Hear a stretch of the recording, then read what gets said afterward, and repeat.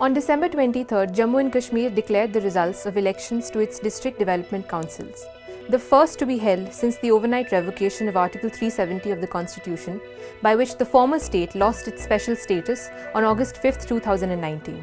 A total of 2,178 candidates contested 280 seats across 20 districts of Jammu and Kashmir that were divided into 14 segments. Spread across 8 phases, voting began on November 28th and concluded on December 19th. As per the results announced, the People's Alliance for Gupkar Declaration, known as the Gupkar Alliance, and consisting of the National Conference, People's Democratic Party, People's Conference, the Communist Party of India Marxist, and the Jammu and Kashmir People's Movement, secured 110 seats. Another 50 seats were bagged by independent candidates.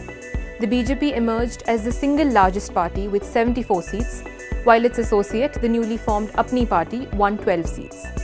The Congress managed to secure 26 seats, and others like the Jammu and Kashmir National Panthers Party, the People's Democratic Front and the Bahujan Samaj Party each could secure only a couple of seats. As these were the first elections following the end of autonomy in J&K, the stakes were high for everyone involved.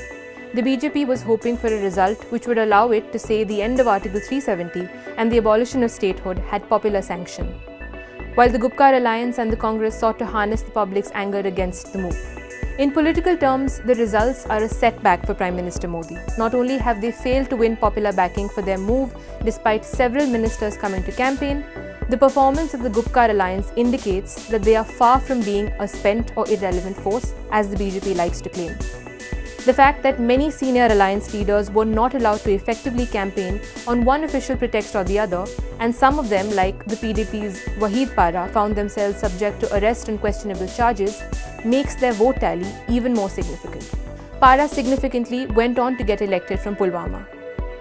We also need to note that the turnout in the valley was low, with people in many areas boycotting the election to protest the Modi government's policies. The newly introduced district development councils are executive rather than political or deliberative bodies, and they will replace the district development boards as the third tier of the local government. While the boards were primarily political bodies made up of a minister or MLAs, MLCs and MPs, many believe that the councils will largely be apolitical. The DDCs have their work cut out for them. With 5 standing committees each on finance, development, public works, health and education and welfare, they will largely look at the daily developmental needs of their district.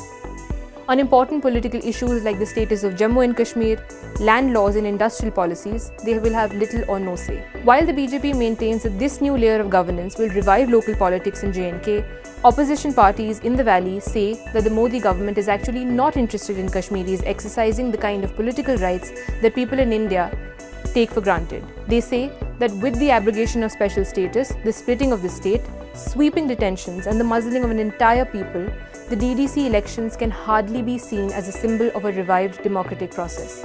Replacing local political bodies with more executive bodies, they say, is yet another way for the BJP to exert total control over J&K, making sure that nothing remains by way of democratic politics. With no news about when or even whether the Legislative Assembly will be reconvened, many fear that the DDC elections are the closest the people of J&K will get to choosing their representatives. Indeed, the performance of the alliance may firm up the centre's resolve to avoid further elections for the time being. The Gupkar Alliance was initially set on boycotting the DDC elections, but fearing greater gains for the BJP, decided against it.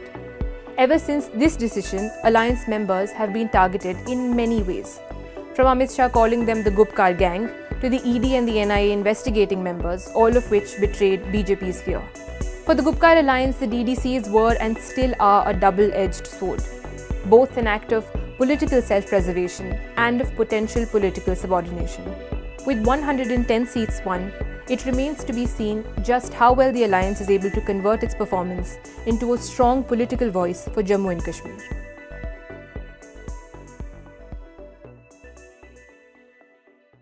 To receive instant updates on all videos from The Wire, click the subscribe button and hit the bell icon. Pay to support independent journalism. Click the link in the description and choose the amount you want to pay.